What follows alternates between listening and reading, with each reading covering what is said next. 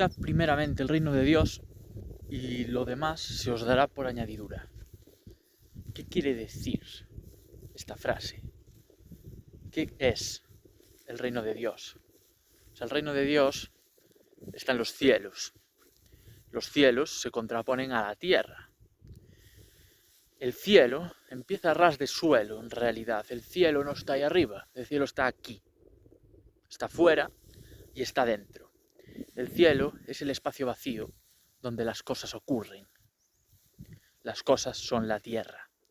Es lo que se dará por añadidura cuando pongamos el foco en el cielo.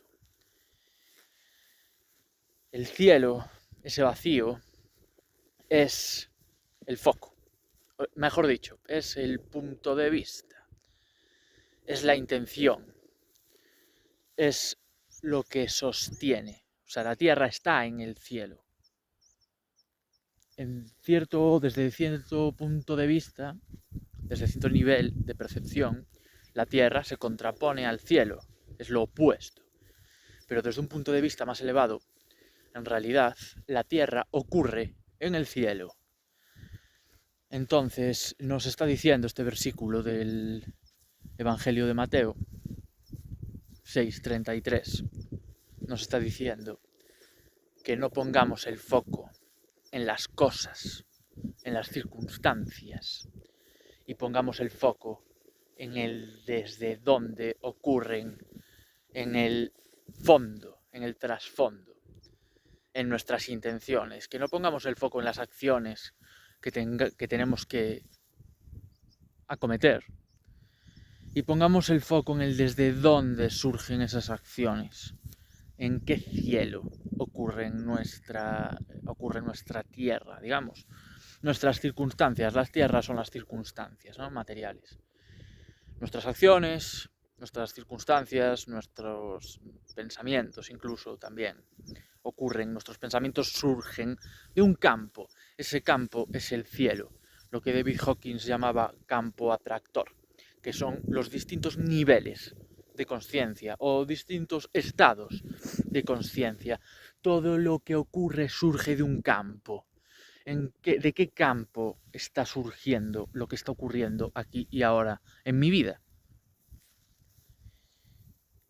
Si somos sinceros, pues en la medida en que tenemos problemas, circunstancias adversas, cosas que no nos gustan, si somos sinceros y percibimos con honestidad y con un mínimo de profundidad, nos damos cuenta de que nuestro cielo está contaminado, de que aquello que surge no nos gusta precisamente porque está surgiendo de un lugar que no es el reino de Dios, que es un cielo, llamémosle, pues eso, contaminado, un cielo que no hace justicia. El Evangelio dice, o sea, él dice, buscad primeramente el reino de Dios y su justicia, y todo lo demás se os dará por añadidura. Es decir, si yo coloco mi conciencia en el lugar adecuado, de mí surgirán las acciones adecuadas que traerán a mi vida lo que requiere mi vida. Mi tierra ocupará su lugar, recorrerá su verdadera órbita. Recorreré mi camino en la medida en que coloque mi conciencia en el lugar que le corresponde. Entonces, esto es un cambio de foco, un cambio de la forma. Dejo de prestarle atención a la forma y empiezo a prestarle atención al fondo. Dejo de prestarle atención a la tierra y empiezo a prestarle atención al cielo. Hay en otro punto de los evangelios en los que se dice que el combate es contra las potestades y contra los espíritus, y eso como que algo así dice, ¿no? Y dice como que estas potestades hablan del elemento aire. Es ahí donde está el combate espiritual. No están las circunstancias. Yo no tengo que combatir con acción. Yo tengo que combatir con presencia. Y ese es el camino espiritual, ¿no? Entonces, ¿cuál es el lugar de la astrología en este camino? O sea, la astrología pues vendría a ser un mapa. Un mapa hacia ese reino de Dios.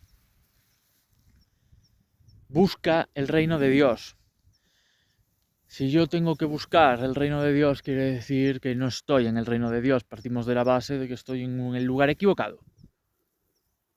Partimos de la base de que estoy extraviado como ser humano. La astrología me facilita un mapa. El camino hacia el reino de Dios no es el reino de Dios. Por lo tanto, es absurdo apegarse a la astrología. Es absurdo apegarse a la configuración natal o a los tránsitos o a lo que sea que nos esté diciendo la astrología, porque ese es el camino, no es la meta. El camino de Santiago pasa por todos los sitios menos por Santiago. En Santiago se acaba el camino.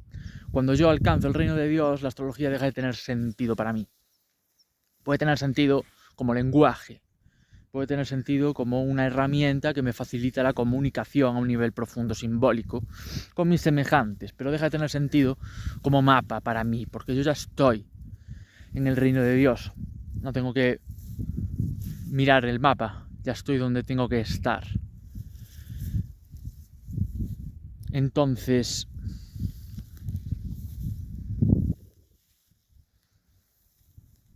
no tiene sentido apegarse al mapa. No tiene sentido, porque si yo me apego al mapa, inconscientemente haré todo lo posible para nunca llegar al destino. Y llegar a ese destino es lo primero que tenemos que hacer. Buscar y encontrar el reino de Dios. Buscar y encontrar desde dónde están surgiendo todo aquello que no me gusta en mi vida y lo que me gusta también, para establecer un contraste y entender la diferencia. El reino de Dios es entusiasmo, es pasión, es estar pleno, es plenitud. Eso es el reino de Dios. En el reino de Dios están todas las posibilidades. Y de esas posibilidades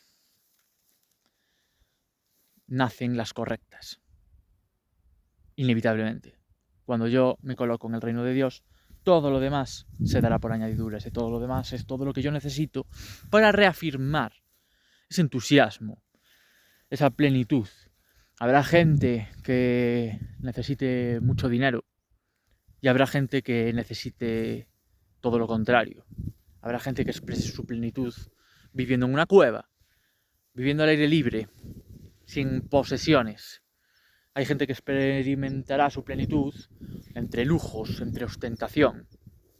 Ambos tipos y todos los que se encuentran entre ellos, pues entregan una enseñanza, ¿no? Porque el que vive entre plenitud, entre abundancia, entre lujo, entre ostentación, y sigue manteniendo el foco en el reino de Dios, sigue manteniendo el foco en el desde dónde está viviendo, pues eso supone una fortaleza de espíritu muy grande. El no dejarse corromper por todas esas circunstancias, por esa carga. Al final es una carga, la materia es una carga. Si yo me rodeo de materia, pues eso es una carga a sostener. De la misma manera, el que vive al aire libre, el que vive en una cueva, el anacoreta, digamos, también nos está otorgando una enseñanza. Porque no se victimiza, porque no considera su circunstancia un perjuicio. Es su elección, es su manera de sentirse pleno. Y en esto consiste el camino espiritual, en buscar hasta encontrar el reino de Dios. Y una vez lo encuentro, mantenerlo. Porque recibiré ataques psíquicos, ataques que pretenderán que yo me salga de ese foco, que yo pierda ese foco y vuelva a centrarme en las cosas del mundo, en todo eso que se me dará por añadidura y sin ninguna dificultad cuando yo coloque mi conciencia en su lugar adecuado, que es el reino de Dios, que es el cielo, que es la presencia sin objeto. El objeto es la tierra. El reino de de Dios es la presencia, es lo que hay debajo, es lo que no se ve. Y una vez más, repito, la astrología es un mapa para alcanzar ese estado. La astrología no es la meta, es el camino.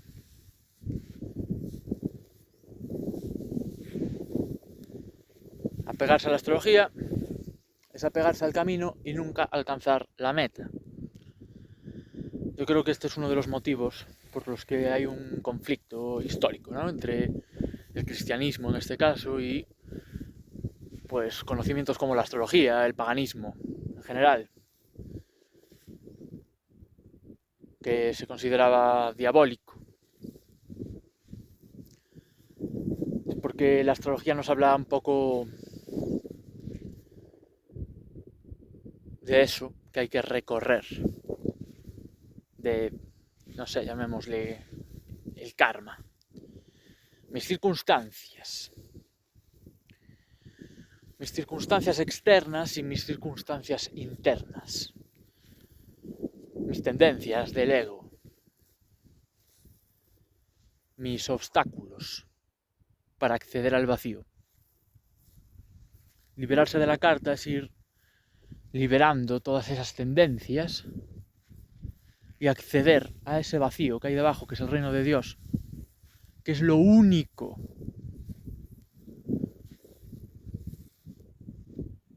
que me pertenece o a donde pertenezco, un poco de ambas, ¿no? Es esa paradoja siempre. El reino de Dios es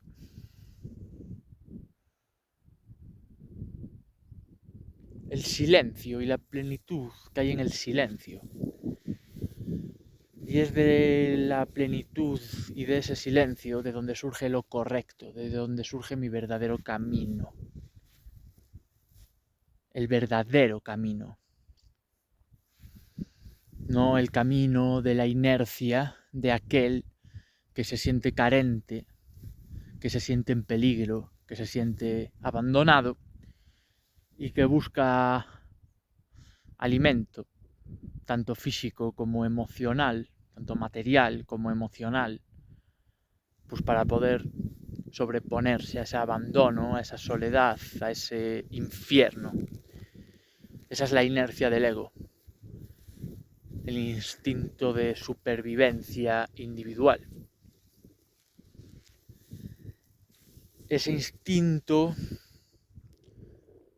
nos anuncia un poco lo que se nos entregará si ponemos el foco en el reino de Dios. Esa carencia se acabará. Ahora, quizás la plenitud que obtenemos no es exactamente la que nos habíamos imaginado. Probablemente sea mejor.